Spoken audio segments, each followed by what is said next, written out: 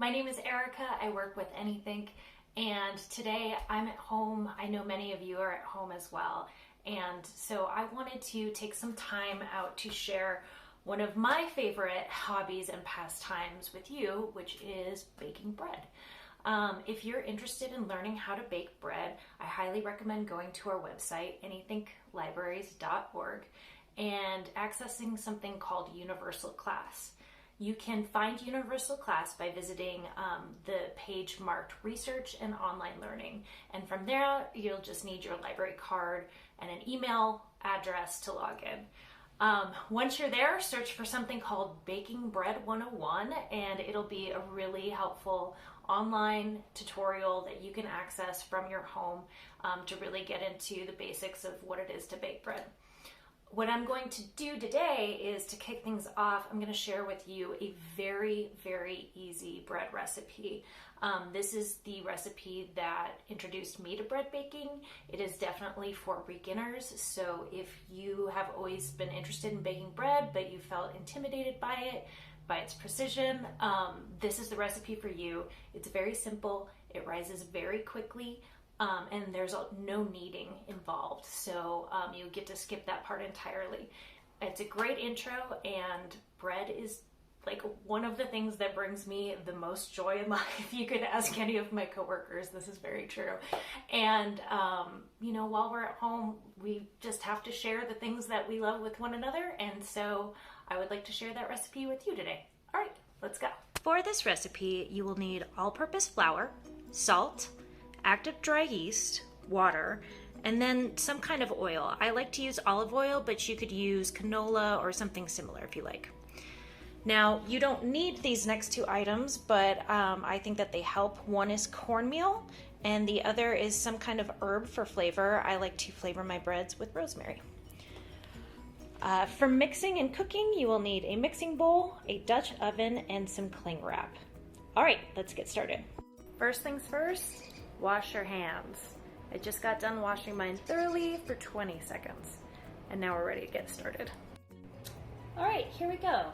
I apologize for the strange angle, but I'm gonna do my best to show you what this looks like. First, we're gonna take 3 cups of flour and add it to our mixing bowl.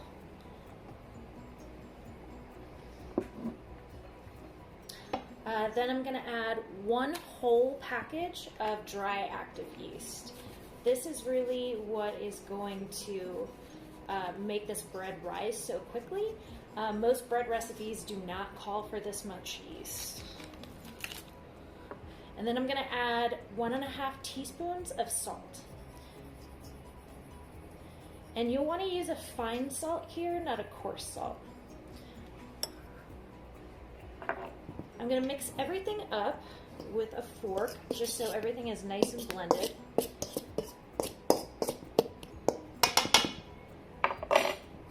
And now I'm going to add 1.5 cups exactly of water.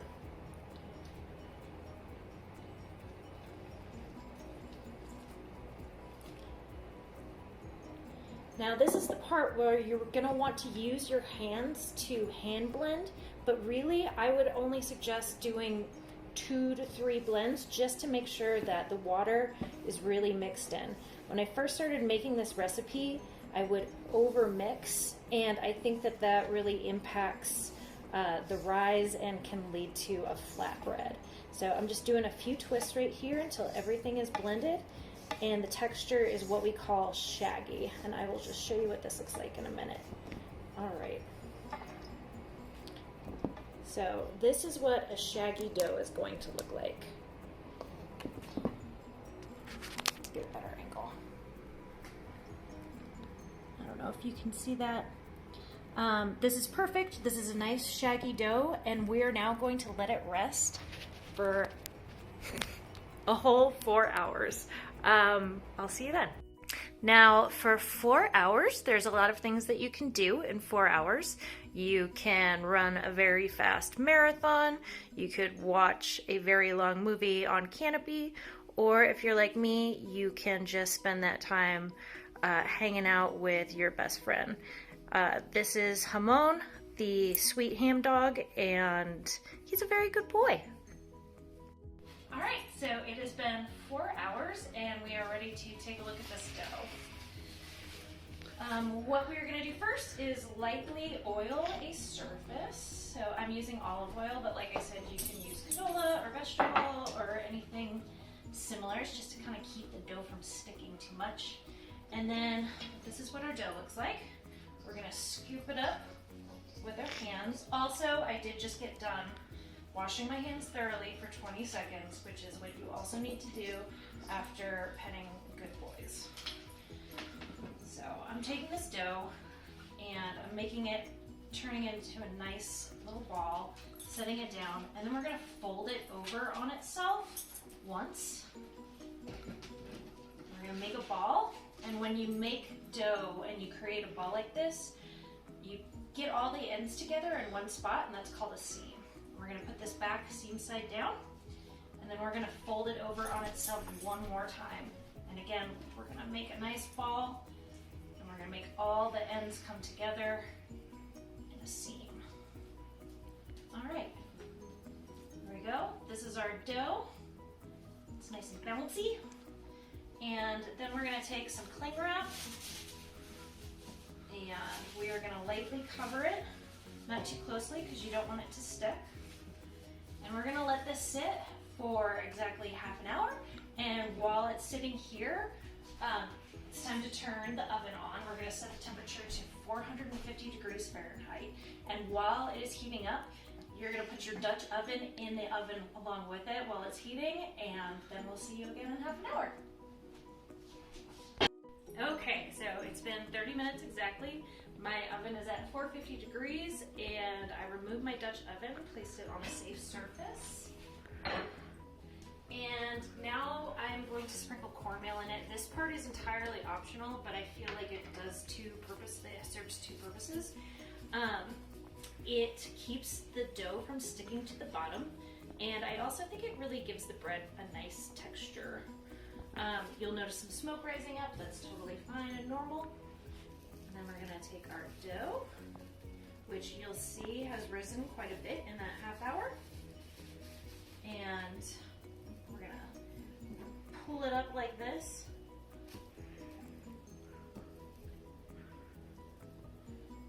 And then we're going to make a new seam at the top here, and we're going to plop it into our Dutch oven seam side up.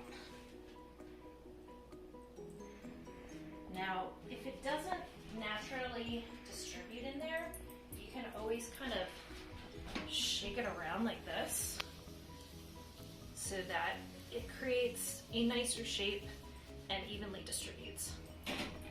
All right. Again, this part's entirely optional, but I'm going to sprinkle the top with some cornmeal as well. I like the texture. And then I'm going to add some flavors. This is a nice Mediterranean mix.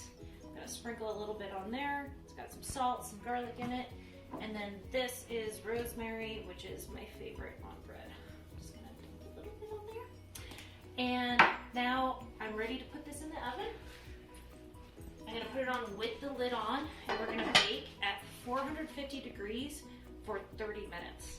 And then at 30 minutes, you take the lid off and you leave it in the oven for an extra 10 minutes with the lid off, and then we'll see you then. All right, and here we are. Here is our final loaf. You can see it's very rustic looking, which is actually one of the things I love about this recipe, is that no loaf comes out looking the same, but they all wind up tasting great. One thing you'll notice, and that you can pay attention to when you're sort of watching your bake, is that it's got this nice, lovely brown color that's like a mix of dark brown and light brown with a little bit of extra browning at the edges. That's a great sign that this is ready to pull out of the oven. And I look forward to eating it. I hope you enjoyed this video. We miss you. We can't wait to see you again. But in the meantime, we'd love to hear more about what you're doing at home. So share your favorite recipes, share your comments, let us know if you tried it, and we'll talk to you again soon. Bye.